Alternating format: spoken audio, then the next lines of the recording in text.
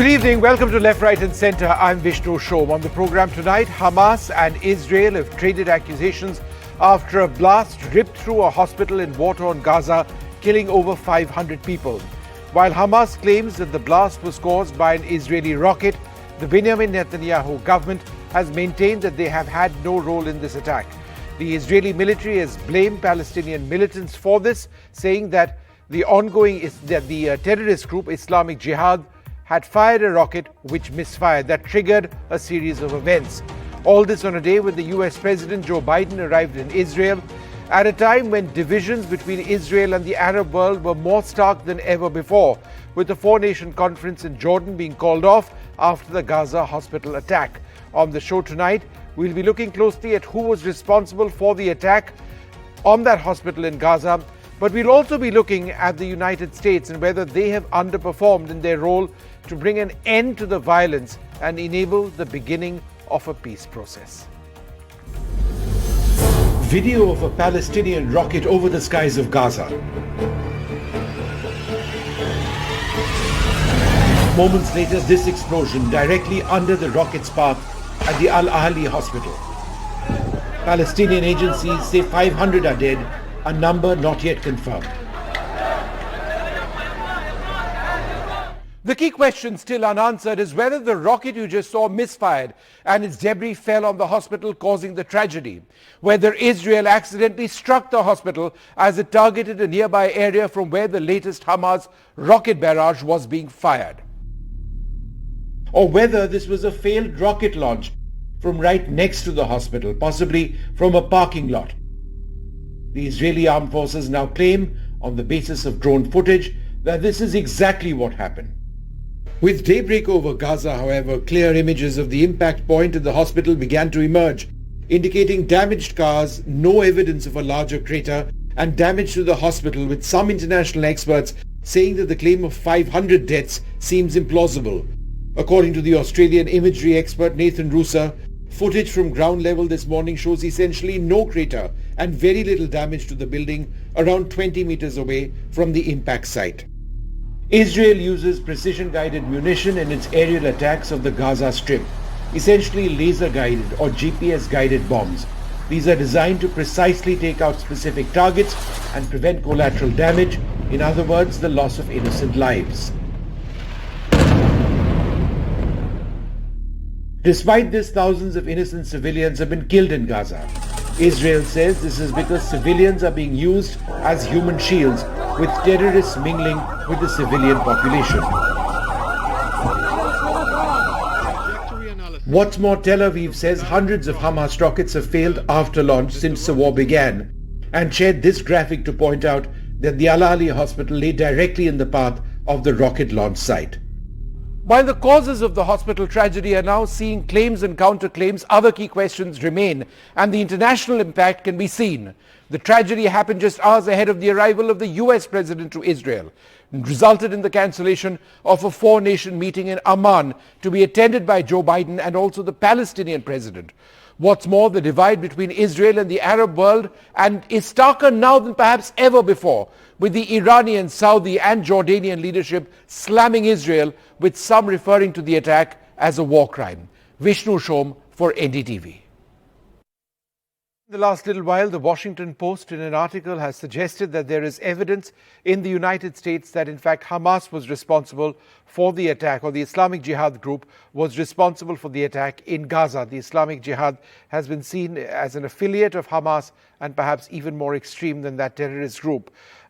This hospital attack, the US says, is as a result of the involvement of the Islamic Jihad. US intelligence shows that Gaza militants are behind this blast, and that the United States has based this assessment essentially on what we showed you over there, intercepts, imagery, etc., etc. The US President Joe Biden says that he was shared this evidence, in fact, prior to his arrival in Israel. That's where he is today. So the US President is in Israel now. He's backed Israel's strong denial of involvement, saying that the explosion appears to have been caused by the other team. Biden's visit to the region was meant to calm swirling tensions, but has been upended by this hospital blast. Joe Biden's short trip of a few hours to Israel today. For the first time, a US president visited a country at war.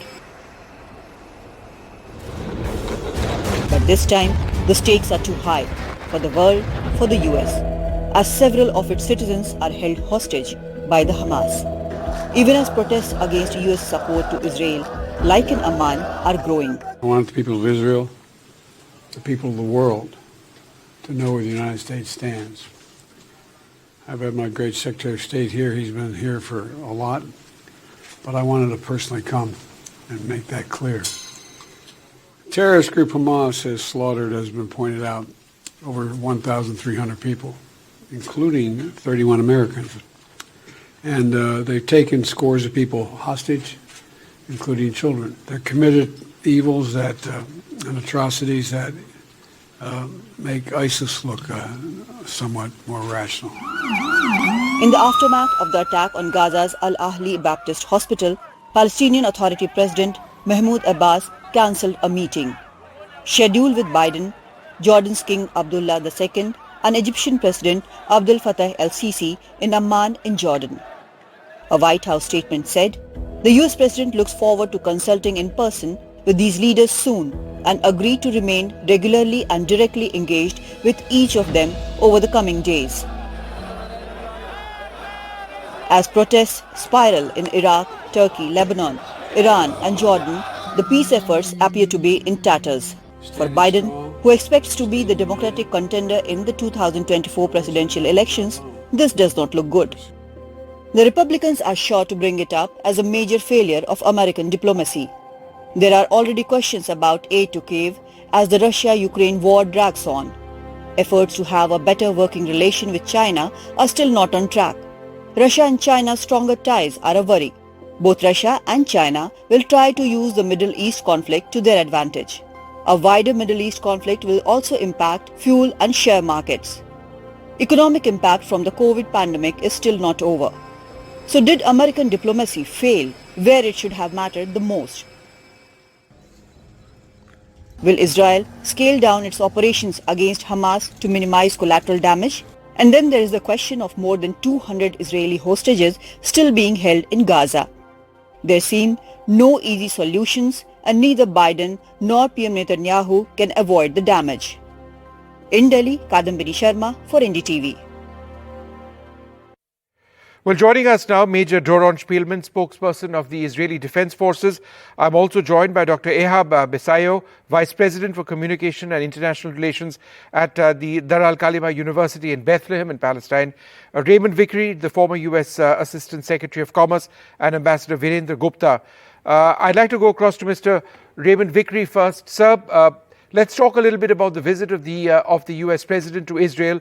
Do you believe that that visit has been upended by this hospital blast?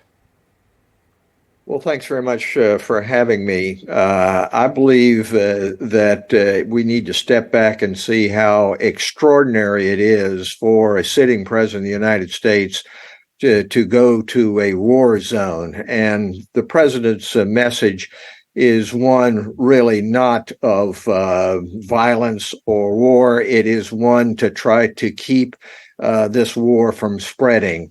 President Biden is a child of World War II. He knows that more than 60 million people were killed in that. And he wants very much, he's a decent man and he's committed to that. Now, that having been said, it is perfectly apparent that this strike on the hospital, however it occurs, has dented that purpose. Mm-hmm. The meeting in Jordan being canceled, the outrage from so many about this, and justifiably so. But you can see that the President of the United States doesn't make a kind of statement that he made that he thinks it's the other team without some basis. And all you have to do is to look at the video and see that it's flames. It's not a bomb crater. It is inconsistent with the narrative of Hamas. And it's also important to recognize, I think, as President Biden does, that Hamas is a terrorist outfit. it can't even get along with the Palestinian authorities. It can't get along with others because its ideology is the extreme of ISIS and that ilk. Mm-hmm. And it was perfectly demonstrated by what happened on October the 7th. The beheading of babies, the killing of grandmothers and mothers, and taking hostage. That is the way in which terrorists work, and that has to be rooted out. That having been said, it seems to me that the closing statement that the president has made, it very clearly illustrates the concern. One, that the rules of war, that you don't attack civilians, be followed, and that there is progress being made in spite of the cancellation of the Jordan meeting with Egypt, particularly in trying to open up corridors for humanitarian relief. And that statement included the United States putting up more than $100 million to accomplish that. So the president's message has been one of peace, but it's been obviously very seriously hurt by this episode. No, it has indeed. I just wanted to, Mr. Vickery, go across to Major Doron Spielman. He's the spokesperson of the Israeli Defense Forces. Major Spielman, we've seen the new imagery which suggests that the impact crater was very small. The impact of this rocket was on a parking lot. My question is this: do we have any evidence at this stage to know the loss of life? Some would suggest that 500 seems implausible, but do you at this stage have an idea of how many died? So we have no verification whatsoever of how many people were killed. I think we can assume that since Hamas completely made statements that were misleading and deceptive minutes after the blast, blaming Israel, where, of course, they put no research into this, no time, and we've provided evidence exactly to the opposite. They've also made claims. These are unverified claims of 500 people. Again, we mourn even if one civilian was killed unnecessarily. However, I don't think we can trust anything whatsoever that Hamas says. Hamas is a terror organization. It's inconceivable to think that an organization that would warrant and allow people to massacre babies with no conscience would have a conscience in telling the world the truth. And so, no, we have no information on that. And I would just say, let's send independent people in there to try to understand the situation. Major, there were some images earlier on in the day of casualties in that hospital strike. Have you not been able to reach any sort of conclusion on the basis of what you have seen? Are those images even authentic? Again, we are not taking any images or anything that's provided by Hamas as any type of evidence whatsoever. Hamas is here, we have to understand. They have a premeditated terror campaign. It includes deceiving the international community and trying to frame Israel in a negative light. This is part directly out of their playbook. They attack Israel, massacre civilians. They flee back into Gaza underneath civilians. The IDF tries to strike, something happens, and the Hamas turns to the international community and says that there's some type of, crisis that's happening, blame Israel. They're hoping the international community will blame Israel, so then Hamas can go back underground, regroup, rebuild, and carry out another massacre. This is a repeating cycle. And the only way to bring about an end to the humanitarian crisis in Gaza is to understand that that crisis has at its roots Hamas. That is what we can tell you with certainty, and that is where we are focused. Bringing an end to Hamas will help bring about the end of the humanitarian crisis in Gaza. Major Spielman, could you tell us a little bit about the structure of that hospital?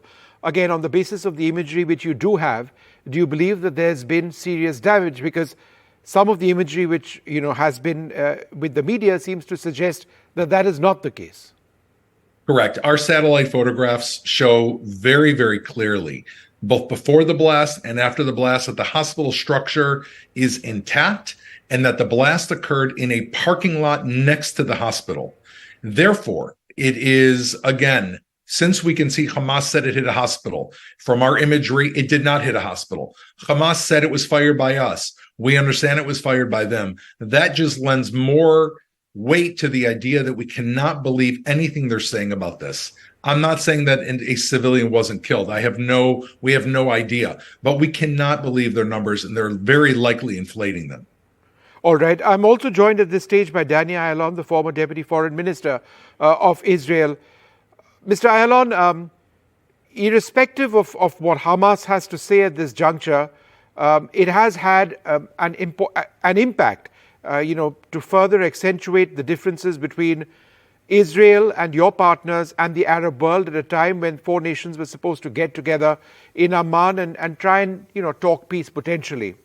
Do you believe that irrespective of what the truth may be, the damage has been done towards some sort of a peace resolution or some sort of a first step towards a peace resolution? Well, the truth is very clear. It's not what the truth may be. I think it's time to stop giving Hamas any, this question or doubts. They are Nazi type. They are ISIS type. They are killing their own people as they're killing us. I mean, this should be quite clear. It is not likely that President Biden himself said that he saw the evidence that it is Hamas or the Islamic Jihad who perpetrated this crime with a failed launch of a rocket, which was actually designated to go to Israeli civilians, but fell on them. Also, the British Foreign Minister and others. Anyway, what we see here is that we are actually looking at a Middle East in a crossroad. Crossroad is either you go the Iran way or you go the Western way. The Iran way is death and misery and all the way up to maybe even nuclear holocaust if they could threaten the world with that as well. Mr. Ayalon, in as much as I understand where you're coming from, what I fail to understand at this juncture is the refusal thus far of Israel to allow humanitarian aid to go in, medical aid, that sort of thing, when in fact Médecins Sans Frontières, the World Health Organizations, the United Nations system are all pleading with you that send that in at least. Well, actually, we are working on medical care and medical and humanitarian aid, even though the first and foremost humanitarian demand should be from Hamas to show some signs of life from the hostages that they took. Is that the trade-off, sir? You show signs of the hostages being alive, and we will ensure that humanitarian aid, medical aid, whatever goes through. Is that what you're waiting for? Well, that should be the trade-off. Whether this is the case or not, I think that Israel is prepared to do something humanitarily, but I would say that the most important thing right now is to make sure that the Gaza people, hundreds of thousands of them, are cleared out of harm's way. And the only way to do it is they move south and towards the Egyptian border and maybe beyond, where just like in Turkey, 4 million Syrian refugees that fled the butchery of their leader Assad in Syria, they found refuge in 10 cities in Turkey with shelter and with the international community assistance. Turkey got $4 billion for that. Mr. Ayalon, I'm just trying to understand, sir. Is it your suggestion that, or your belief that there will be no aid into Gaza, by which I mean medicines and humanitarian aid, unless there is evidence of hostages? Well, it's a tricky question. I'll tell you why. We have seen just the UNRWA, the United Nations Work and Relief Agency, showing that actually medical supplies and gasoline for electricity was stolen by Hamas from UNRWA refugees. So this is a tricky question, because if we allow any humanitarian aid to the terrorists of Hamas, we have not done anything but actually harming the situation. So if, and I can tell you that, if there is a way to verify in an absolute way that any humanitarian relief aid will go to the needy, to the right address, Israel will do it. But this is not the case yet. Hamas is now holding the entire Gaza population as hostages. Sir, the aid would go to Médecins Sans Frontières, the United Nations and the World Health Organization. And to hospitals where they have their doctors. Well, it's not going to Hamas. You're not giving it to Hamas. No, but but Hamas is there. Hamas is holding hostages. No, but what everywhere. about the innocent people, civilians, right? They Children, should the get elderly, those on mechanical ventilators who do need help. I mean, innocent. know what? They should not People. be denied. They are victims of Hamas. That's absolutely understood. And they are suffering. Yes, they should not be denied. And we feel and we will do anything to save any child and innocent person, unlike the Hamas who killed innocent and killed babies and butchered them and decapitated them. This is not our way. So yes, we will do everything that we can, but I'm telling you, it's right now it's tricky because everything that can go into Gaza now is being actually taken and looted by Hamas. So this is why, in order to alleviate the humanitarian situation over there, we have suggested and we called upon the population of Gaza to clear the urban areas, to move away from the Hamas position. Hamas, of course, is not happy with that, and they're trying to block them and to stop them. But at the end of the day, I think we will prevail. And once they are isolated, or once Hamas is isolated, then we can do everything in our power to help the children, to help the needy, to help the sick, and we are intended to do that. Mr. Ayalon, I'm just trying to understand, in as much as Israel has asked for 1.2 million plus people to move south of the river, if you do actually go in physically, and that seems to be the case, would you not actually occupy, or even on a temporary basis in your hunt for Hamas, the southern regions? Now, if you were to do that in hunting down Hamas, isn't the possibility of civilian loss of life as strong, if not more? You've just got more people in a smaller area in the south of Gaza. Well, we do not intend to occupy Gaza. In fact, we left Gaza altogether in 2007 with the hope that there will be a sea change over there for a normal and responsible regime that will take care of the population with coexistence and peace with us. This was not the case. Gaza has turned into a terror basis, and it has to be clear, just like the Nazis were clear, just like the imperial Japanese were defeated in an unconditional way back in 1945. This is what's going to happen with Hamas.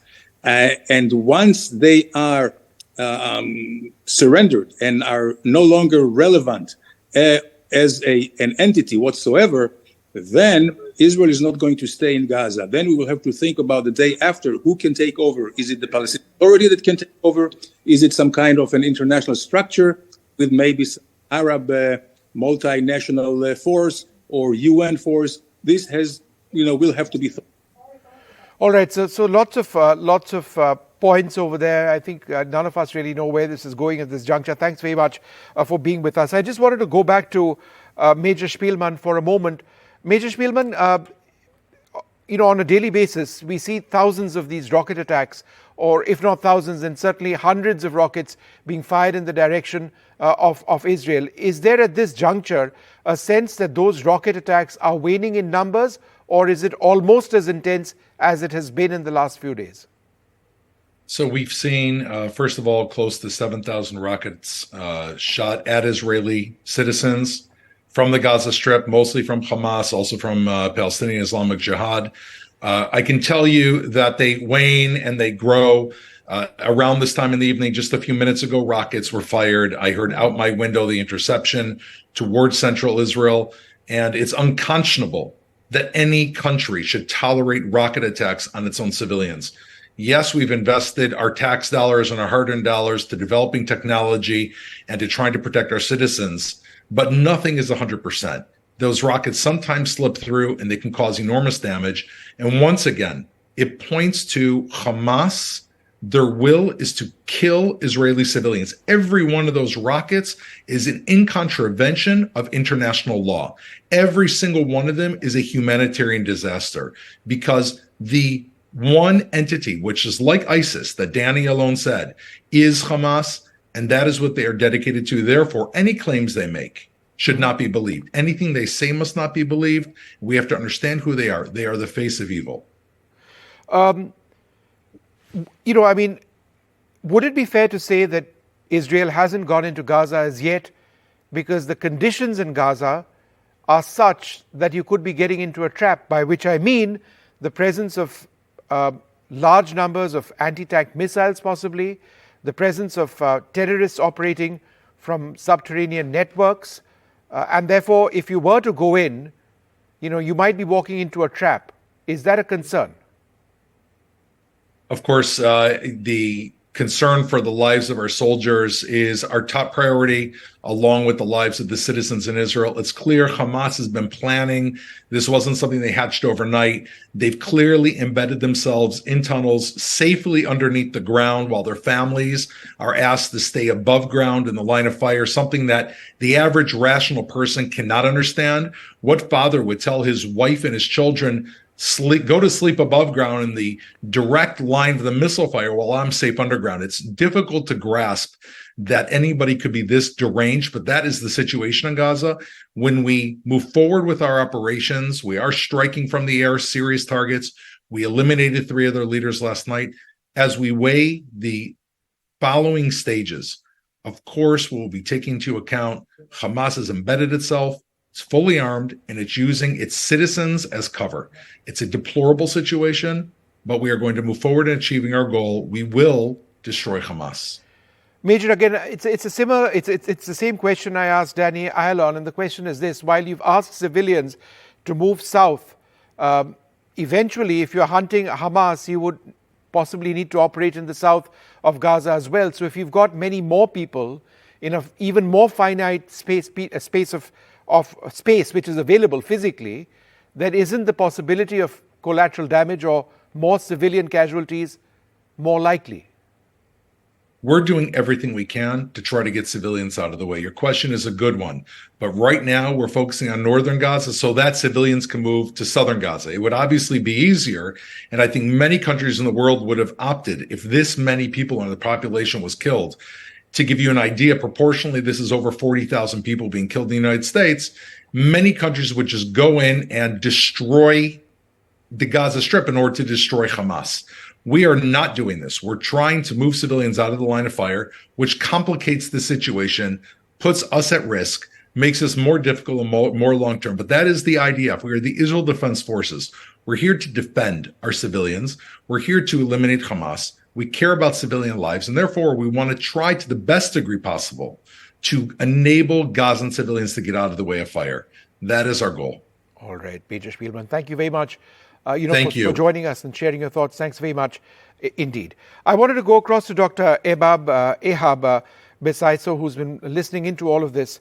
Dr. Besaiso, irrespective of the facts on the ground, and the evidence at this stage is fairly overwhelming that, in fact, it wasn't Israel responsible for the attack on that hospital today, the impact in the Arab world has been extreme. That 4-nation peace process in Jordan has been called off. Isn't that the worry, that events like this take place, Hamas is in a sense controlling the narrative, and peace, which is what people in Gaza want, is what is suffering?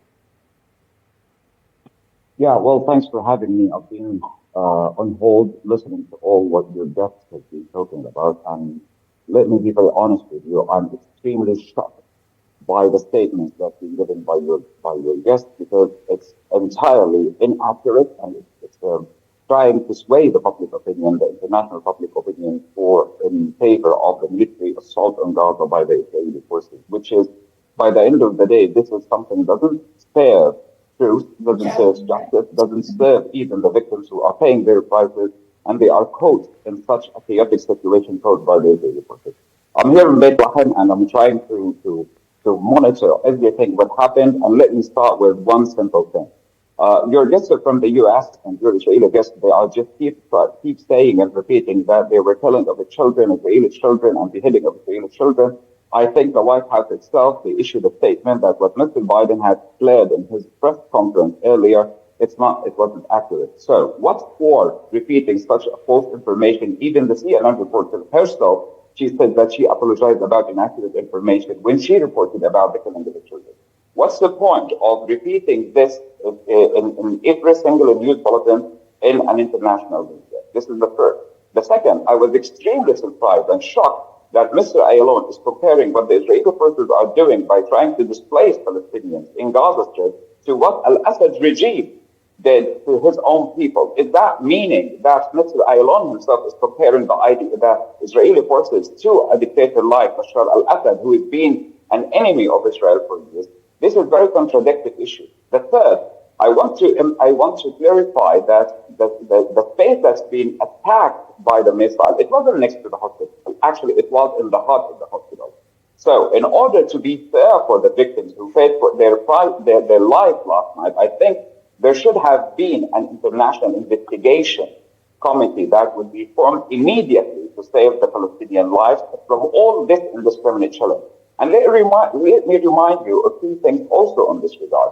First of all, when we are talking about justice, the question of I live in the West Bank. Has there been any Hamas in the West Bank?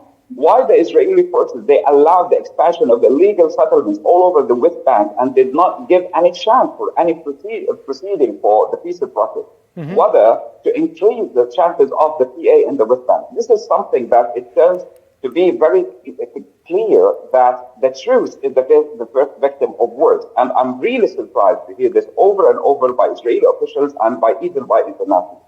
So by the end of the day, it is not about Hamas. It's about the occupation in all. Hamas did not besiege Israel for the last 16 years, and Hamas wasn't in the West Bank for the last 16 years. Sure. And even before that, I think what we need here is to implement justice to allow a two-state solution to be alive, rather than spreading propaganda all over an international news media. All right. Well, there is unfortunately propaganda, on both sides, and that is it's part of the fog of war, unfortunately. Ambassador Virendra Gupta, in a situation like this, with the lines between the Arab world and Israel as strong as they are, or as clear as they are right now, what, in your opinion, is the immediate step forward? Well, immediately what is needed is to de-escalate the tensions. It's very difficult to say at this stage as to who's responsible for the attack, but anyhow, it is a terrible tragedy, which has been roundedly criticized the world over. Thousands of people have lost their lives and there is no end in sight. But I think, I heard reports suggesting that has diplomacy failed? Diplomacy never fails. It's an ongoing process. And I'm happy that Biden has taken trouble to come here to the region physically. And I think I'm encouraged by the statements coming out from Israel. Netanyahu has said that he will ensure that no harm is reached to any civilian. Whatever be the case, I think we can expect that Israel would be far more careful in the coming days. And there also appears to be some hope for access of humanitarian supplies into Gaza. But I think on a longer term, because as long as there is tension, as long as there is war, people will die, and women and children, everybody will suffer. So I think one needs to have a solution. Palestinians, and I've said it many times earlier, Palestinians need to be given a dignified solution, a state of their own. And since Israelis and Palestinians themselves don't seem to be capable of reaching a settlement, I think an outside intervention is required. America alone can play that role. Sure. So I hope very much that Biden, after his visit and having seen the horrific disaster in the region, takes personal interest in ensuring, America has done it in the past, then off and on, things have been put on the back burner. There is now pressing need to move forward with the resolution of the Palestinian issue. Sure. All right, well, we'll leave it over there. Just in the last few moments, what we are getting is a statement from the U.S. National Security Council spokesperson, who says, while we continue to collect information, we're talking about the hospital blast, our current assessment based on analysis of overhead imagery, intercepts and open source information is that Israel is not responsible for the explosion at the hospital in Gaza yesterday. We're going to take a short break, but before that break, we're actually going to be looking at the ground situation in Gaza, the humanitarian situation, how desperate it is for residents of Gaza at this stage, and after the break, an interview with the Palestinian ambassador to New Delhi.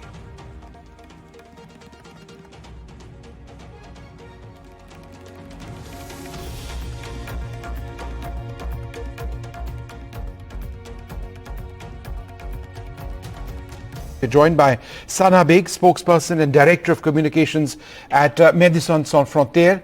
Sana, thank you very much for being with us. Is there any clarity on the number of people who've lost their lives at the hospital in Gaza? Thank you, Vishnu, for having us and covering this very important story. At this stage, the information is still coming in. At the moment, what we do have clarity on, and we are consistently reinforcing in light of this tragic incident, is that attacking healthcare facilities, attacking medical workers, hospitals, is a violation of international humanitarian law. It is not the first time we have been on the receiving end of such an attack. But just to reinforce here, while the facts come in, while the numbers come in, what is important for us at Doctors Without Borders to reinforce here is that medical facilities should never be a target. Medical personnel, those aiding others, should never be a target. But you do know that the attack was not necessarily carried out by Israel at all. There is new footage which clearly indicates that this could have been a misfire from a Hamas or Islamic Jihad rocket. Like I said, we are waiting for confirmation from the teams on the ground as well. And we are not in the business of hypothesizing or speaking or commenting on who the perpetrators were in this stage. For us, the needs on the ground are dire. It is sickening. It is catastrophic to see what we are witnessing on the ground. And what we have been witnessing are kids, women, children, families losing their lives in Israel, losing their lives in the occupied Palestinian territories. There needs to be an urgent cessation of violence on all sides so that humanitarian aid can continue. In the end, when elephants fight, it is the grass that suffers, Vishnu. And what we are seeing at this stage is blurring of lines between civilians and combatants. And humanitarian organizations like ours are finding it incredibly difficult to carry out medical humanitarian work. No, Sana, I completely understand and accept that argument. We've seen this in wars across the world, and it's certainly the case in Gaza. That said, there is new photographic evidence which suggests a couple of things, and the reason I bring this up is because it is internationally verified, and what it does appear to show is, number one, no large crater at the point of impact. The point of impact has 2 cars which have been destroyed, 3 which are damaged. It is no more than 20 meters away from the hospital, and the hospital structure itself, though damaged, is unlikely to have seen 500 deaths. And I say this because the claim of the number of people who have lost their lives comes from Palestinian authorities. If that claim is not comprehensive or accurate, then it's a question of credibility on what is happening in Hamas, in Gaza. That's why I'm asking. I see. You mentioned the point of impact. From our vantage point, the point of impact are civilians, patients, medical staff in Gaza, who on a very daily basis are faced with the uncertainty of what the next hour brings. I wanted to also bring in perspective here. I understand the focus on the situation that has happened at the hospital, and I reiterate that we are also awaiting confirmation and information. And I'd rather speak about what we hold true as principles to our organization, which is on first-hand witnessing. Yes. We only speak about what we see. We are guided by principles of impartiality, neutrality, and independence, something that is all the more important in extremely divisive situations like the ones that we're facing in the occupied Palestinian territories and in Israel. And based on that first-hand witnessing, Vishnu, what we are seeing is that in the very early days of this latest flare-up, we had supplies that should have lasted 3 weeks of medical supplies. We were wiped out in 3 days. You can only imagine with a crumbling healthcare system what the human cost would be. There is a moral bankruptcy from global communities at this stage, and we are urging all of those at a global level, leaders who are responsible for decision making, to ensure that humanitarian corridors are open. Vishnu, I'm sure you have reported, and NDTV has been one of the few sources that has been reporting in a responsible manner on the situation, and it's exactly what we need is informed, ethical reporting on a conflict like this to inform the audiences. You may have seen that people were ordered to evacuate, to move from North Gaza to South Gaza. Let me just explain to your audience just how tiny of a space we're talking about. North to South Gaza will take you 15 minutes, the amount of time it takes you from your studio in GK1 to go to Khan Market. People have to make that difficult decision of do they stay in place, especially for those who are injured, who are senile, who may have other situations, do they stay in place? Do they make that risk to go and reach the south of Gaza as well? Like the death situations, with very little time to think about what decisions to make and what the consequences could be. That's exactly what we're seeing on the ground. And to us, that is the point of impact that we're focused on. In any divisive situation, you will always have an infodemic of sorts, misinformation, disinformation, and then the facts. We have constantly operated in our 50 years of existence in these controversial spaces. To us, what matters is that regardless of what the situation is, what the facts are, humanitarian assistance should continue unabated. Is there a real problem even now, based on what you are hearing, of armed combatants, by which I mean Hamas terrorists operating in very close proximity to civilians who are being used as human shields? Look, we speak to our staff on the ground. We have about 300 MSF staff working in Gaza. Very recently, we had to make the very difficult decision of evacuating only our international mobile staff out of the region. And so we are relying on what we're hearing from our staff. At this stage, I cannot corroborate on what you have shared. It is not information that has reached us from our field teams. Could you share with us then what the immediate medical situation is? We were told a couple of days back that even body bags were hard to come by. What is the situation with medicine? What are the essential supplies that you're looking at to stabilize people on the ground who are injured or unwell? When we see power cuts in New Delhi or in any part of India, we recognize, we have had first-hand experience, you and I, on how everything can come to a standstill when there is a power cut. Now imagine if that happens in a volatile context like what we're seeing in the occupied Palestinian territories. What we're seeing from a medical perspective is that there's a shortage of fuel, there's a shortage of electricity. Any sort of medical equipment that needs to run on electricity is unable to do so. Generators are running out of the fuel that is required for them. Basic painkillers, a scary thought, basic painkillers no longer exist. Basic medicine, having safe passage to supply essential medical equipment and medicines and such is not guaranteed. So the situation is catastrophic in that manner, egregious, something to the extent of something that we have not seen at this scale in recent memory. Is there any clarity at all on the status of the Rafah border crossing? There's so much hope being pinned to that one crossing. You're absolutely right. There is a lot of hope pinned there. And I'd like to urge global leaders at this stage as well, a call that we're making globally as MSF to please ensure safe passage through the Rafah crossing. Like I said, there's limited options to have humanitarian aid enter Gaza. This is one of the few, and we continue to urge and push for a humanitarian corridor in Rafah to be open. Could you share with us any details, again, based on what you're hearing, on where those individuals, those civilians from the north of Gaza who did manage to get south, where are they staying? Are they sort of refugee camps? Have people moved into friends? I mean, is there a sense of people letting others into their homes? Like I said, we are relying only on testimony from our field staff on the ground. At the moment, we are focused on providing psychosocial support for a lot of them as well.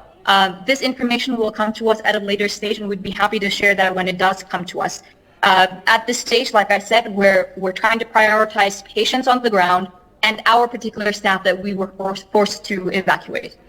You know, I've sort of seen MSF work around the world, in Afghanistan during 2001, in so many other places as well. And these are doctors who are, and medical staff who are, willing to put their lives on the line, and not willing to move out of areas where nobody should actually be. Could you tell us a little bit about the team in Gaza right now? It is always a heartbreaking decision, Vishnu, when we have to move our own staff out. It is not something we take pride in doing. But we do need our medical and non-medical staff. That entire ecosystem of humanitarian aid needs to function well. And so, like I said, we had to make that difficult decision to only move those that are international staff. We have a lot of colleagues who are from the region, having to balance both personal tragedies and continuing to work in an impartial manner for MSF. We are humbled by the commitment that we're seeing on the ground by medical and non-medical staff. It is not an easy task. And we sitting in India and the comforts of our homes have really no idea the extent of the devastation taking place there. But just so that I understand it, Médecins Sans Frontières has local workers and doctors and medics and others in areas which are being bombed, even now helping people who need help? We do. We have doctors in the region. We've had to forcibly evacuate our international staff. A lot of the locally hired staff still remain there. All right, Sana Beg, thank you very much for speaking to us, sharing your concerns on the grave humanitarian crisis which exists in the region. Thank you very much indeed.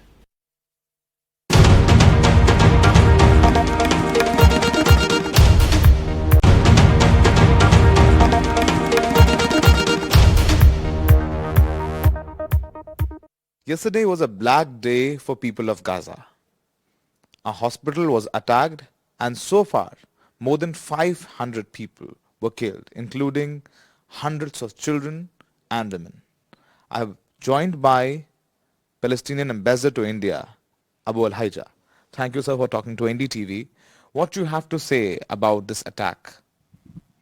Let me say that I have warned the international community from the beginning that when you say to Netanyahu, Israel has the right to defend itself, I mentioned that it means massacres at the Palestinian people.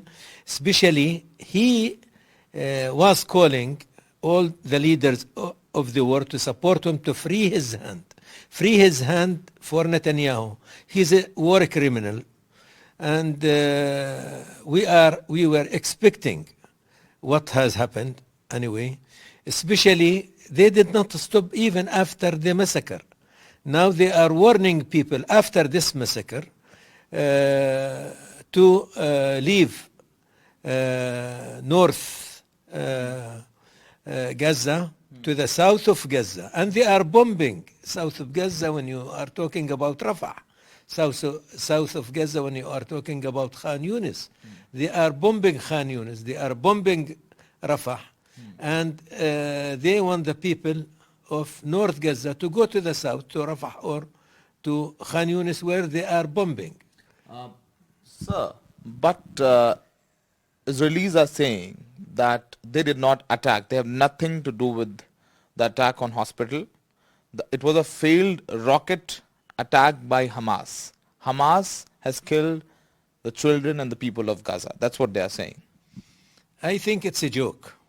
The Israelis, first of all, one day before, they have thrown 2 small rockets, and they called the director of the hospital to flee the hospital of everyone and to close that hospital. They want to bomb the hospital, and they threw 2 small rockets as warning to the director of the hospital. The director said, we don't have where to take the patient, so we are not going to flee the hospital. I mean, it's documented that they have bombed that. And it's these lies, the creation of Israel itself is a big lie. This is the regime of the Israelis. They are like that Nazi propaganda, Goebbels, right? Lie, lie, lie, till you believe your lies, right?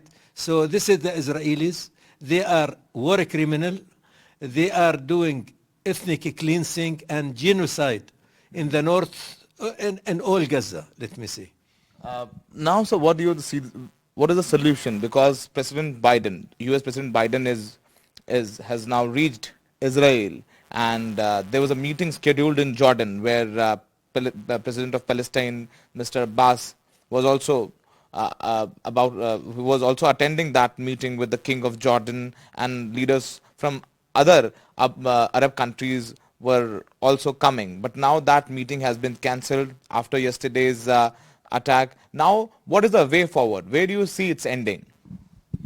Let me say that summit, we were expecting from Mr. Biden to make a pressure at the Israelis to break down the siege of Gaza. And the humanitarian aid will go to 2.2 million living in Gaza Strip. But when this massacre has happened. Can you imagine in one rocket to kill more than 500 people and to wounded more than 500 people? This is only at this hospital. There is other massacres in other places, but this has covered the other massacres. It wasn't only 500 last night. After that, they continue their bombing. After that, they treat people to flee Gaza, and their plan not also to flee people from north to south, but also from Gaza to Egypt or to Sinai, where the Egyptians are wake up and knew what is the plan of the Israelis, and they refused that. Sir, what is the situation in Gaza? Availability of water is a problem now. There is no electricity, and there are reports that the medicines are not there. What is the current situation? The current situation is war crimes. When you leave people, the Palestinian people in Gaza are not Hamas. They are punishing the Palestinian people, right? When we say genocide, we mean it, because they are killing the people. Why? What the people themselves, the civilian people, has done, we don't know. They are not killing Hamas. They might kill families of Hamas members when they bomb their houses. But they are also civilian. The family itself and children are civilian, right? But the situation, it will be a very big crisis. Today or tomorrow, there is no electricity. The hospitals might stop working, right? There is no oxygen, there is no water, there is no food, there is... so again, the international community are responsible, and they should do something to break down and to stop this war crimes from the Israelis' apartheid regime. Sir, what is the hope? Where do you see its ending? Who will mediate? Because Israel is not stopping. Hamas is also launching rockets. Where do you see its ending? Because civilians are being killed every day. Where do you see who will come and mediate? First of all, the United States are responsible exactly like the Israelis, because they are covering them and everything. And they brought even soldiers to be with the Israelis. They are criminals, same like the Israelis. Some European also are the same. Now, if the international community did not make pressure at this very extreme government, if they could do, they will kill all the Palestinian people, because the good Palestinian for them is the dead Palestinian. The dead Palestinian. So, Ambassador to India, who is representing Palestine, is saying that this massacre should stop. The international community should build pressure upon Israel, and every day innocent civilians are being killed, but so far there is no breakthrough. In New Delhi, with Rakesh Saurabh Shukla for NDTV.